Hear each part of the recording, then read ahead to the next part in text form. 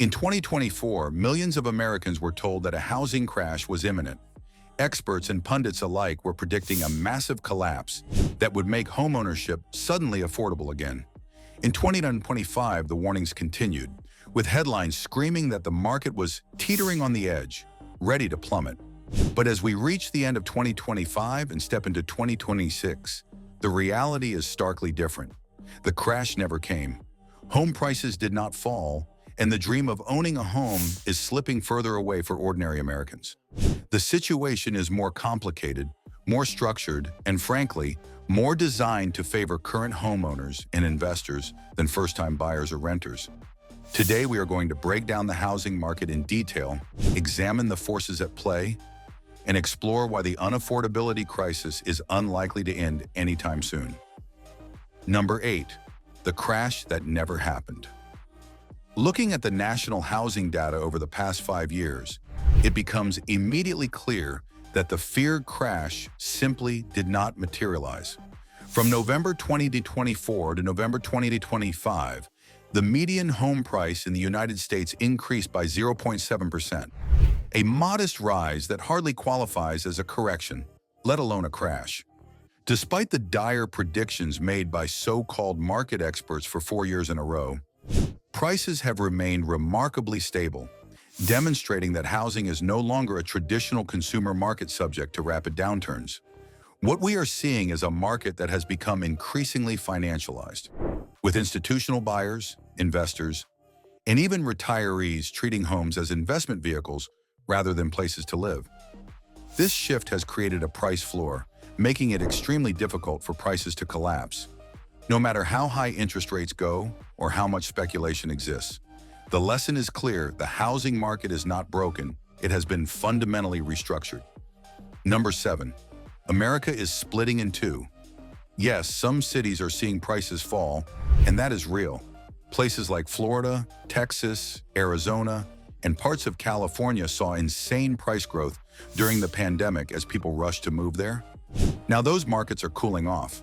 But when you look at the country as a whole, the story changes. Out of the top 300 metro areas, 202 still saw prices go up, while only 98 saw declines. That means most of America is still gaining value.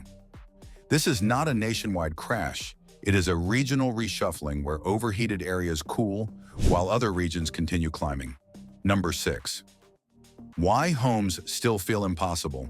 Here is the part that hurts the most. Even when prices stop rising, people still feel poor. That's because wages are not keeping up with inflation. The government says wages are growing at about 2.7%, but the cost of food, rent, insurance, utilities, and everyday life is rising much faster. When your paycheck grows slowly while everything else gets more expensive, your ability to buy a home collapses. So the housing market doesn't need to crash for people to feel locked out. Inflation does that job for free. Number 5. Rate cuts can make things worse. Many Americans hope that falling interest rates will make homes more affordable. The Federal Reserve is indeed cutting rates, and a new chair taking office in May 2026 is expected to accelerate these reductions. On paper, lower rates should make mortgages cheaper and theoretically help buyers. But in practice, lower interest rates do not guarantee affordability. Instead, they increase demand. When borrowing becomes cheaper, more buyers enter the market, creating bidding wars and increasing home prices. Even if mortgage rates fall from 7% to 6%, buyers may still pay more overall because homes are simply more expensive. This is a cruel irony. Policies designed to stimulate the economy often have the opposite effect for first-time buyers. While lower rates seem beneficial, they can actually exacerbate the affordability crisis, leaving many Americans feeling trapped in a system they cannot win. Number 4. Money printing fuels everything. The Federal Reserve is now creating about $40 billion per month. That money doesn't go directly to workers, it flows into financial markets and assets. That's why stocks, real estate, and investment properties keep rising over time. In the year 2000, the median home cost about $119,000. Today, it is several times higher. Houses didn't magically become better, the dollar simply became weaker. This is why housing keeps climbing no matter what. Number 3. Mortgages won't get cheap again. Looking ahead, industry experts predict that mortgage rates will remain stubbornly high throughout 2026. Realtor.com forecasts a 6.3% average rate. The National Association of Realtors predicts 6.0%. Fannie Mae estimates 5.9%, and Redfin also expects 6.3%. For many buyers, these numbers are far from the historic lows seen in 2020-2022, when some fortunate borrowers could secure rates below 3%. The consensus among these major institutions is that there will be no sudden relief for homebuyers, leaving those seeking mortgages with high monthly payments and minimal financial flexibility. The result is a market in which buyers cannot afford to enter, sellers benefit from steady or rising prices, and the systemic imbalance between ownership and demand continues unabated. Number 2, builders can't solve the problem. Another common misconception is that simply building more homes will fix the affordability crisis. The reality is far more complex. Home builders face skyrocketing costs due to inflation in construction materials, labor shortages, and tariffs on imported goods.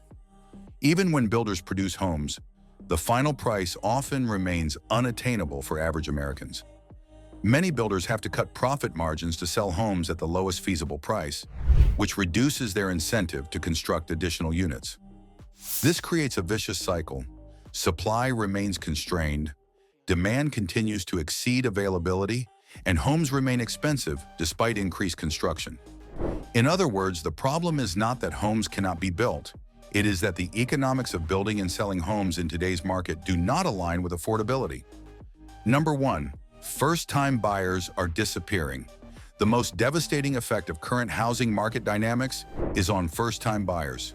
Data shows that these buyers now make up only 21% of the market, a dramatic drop from the historical average of 40%. Even more striking, the median age of a first-time buyer has increased to 40 years old, effectively a decade later than previous generations. Entire cohorts of young adults are being locked out of home ownership, not because they are irresponsible or unwilling to buy, but because structural forces make it nearly impossible. Supply constraints, rising prices, and high competition for limited inventory create a scenario where younger buyers simply cannot enter the market. This has profound social and economic implications. Delayed home ownership affects wealth accumulation, family formation, and long-term financial security, creating a generation burdened with unaffordable housing. There is no crash coming in 2026. There is no miracle reset. Instead, there will be more money printing, slow wage growth, and rising living costs. That combination keeps housing out of reach while making owners richer. This is not a housing problem. It is a financial system problem. If this helped you understand what's really happening, hit like so more people see it. Subscribe for more real-world financial truth. And tell me in the comments, do you think home ownership will ever become affordable again?